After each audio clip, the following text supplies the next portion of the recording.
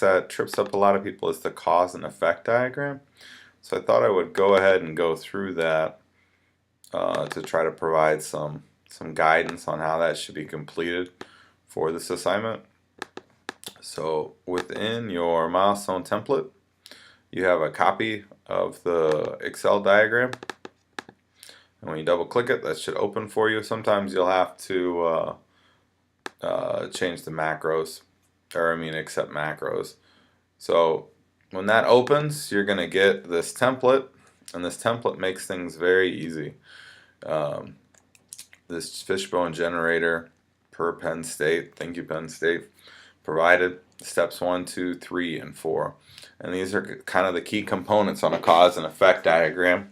I trust before you open this, you read a little bit from the text on how this process works.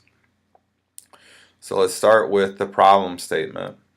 So I have this already saved for some kind of generic information that helps guide you, but you need to replace it. You can't just leave this problem statement here.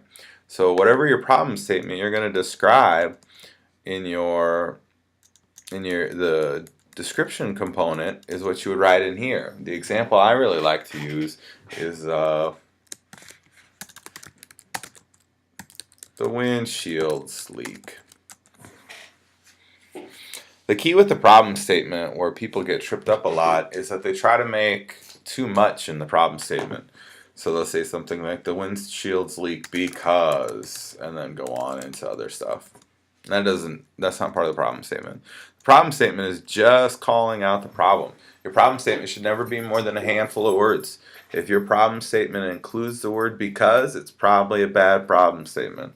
If your problem statement includes so that impacts or which hurts us because or anything of that nature, probably not a good problem statement. Very simplistic on the problem statement. Another Nissan example could be our new brake pads squeak. Something of that nature. What's going to be important here is to make sure that you're simplistic so that you can focus on making sure you understand the tool, the cause and effect or fishbone diagram, and not worry about trying to maneuver around the complexities that you've dug yourself into. So the windshields leak, finished. Whenever you enter one of these, you're going to go finished.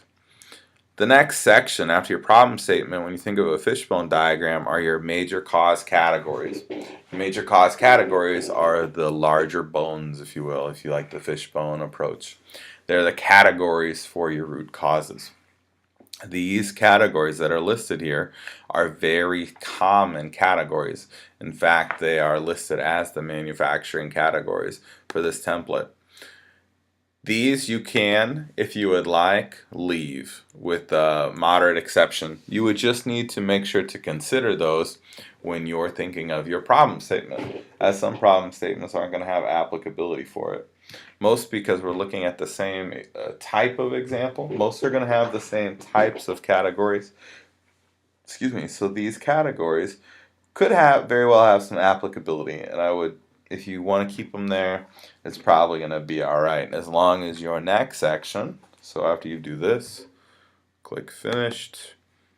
After your next section then is the root causes.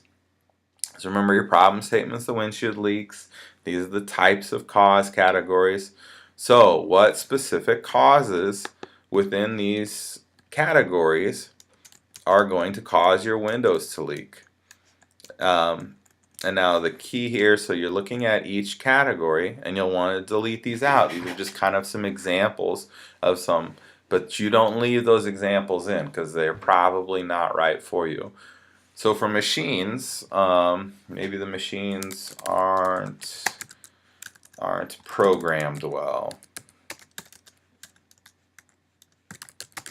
So they're programmed with different settings, or poorly tuned, calibrated, something of that nature. Put something like that in, aren't programmed well, or let's just make it even simpler. Settings aren't uniform.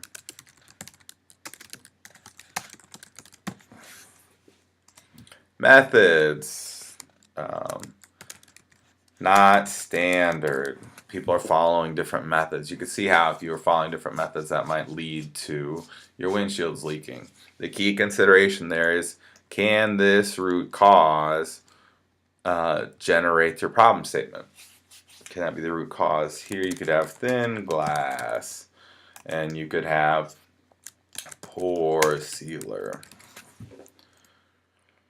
So for your people, high turnover. If new employees are, oftentimes there's no, if high turnover, new employees are more apt to make mistakes, or poor training.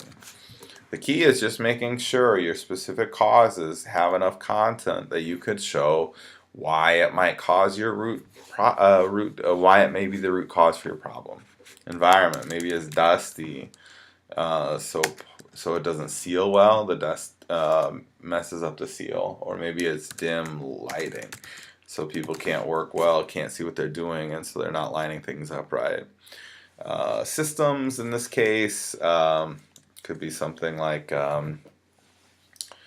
not pay for performance, so people don't really feel that they care about quality. Or if we're looking at some of the different quality functions that you learned about, quality methodologies, maybe this is top-down quality, so the worker doesn't care much. Top-down quality is this type of system, so something like DMAIC. Maybe the individual people aren't part of the solve. Whereas like something like TPS, maybe they are. Alright, so you've got your specific causes. Again, you have to write out your own ones that align with the problem statement. Finish specific causes, and you'll want to click finish on all those, and that gives you your fishbone.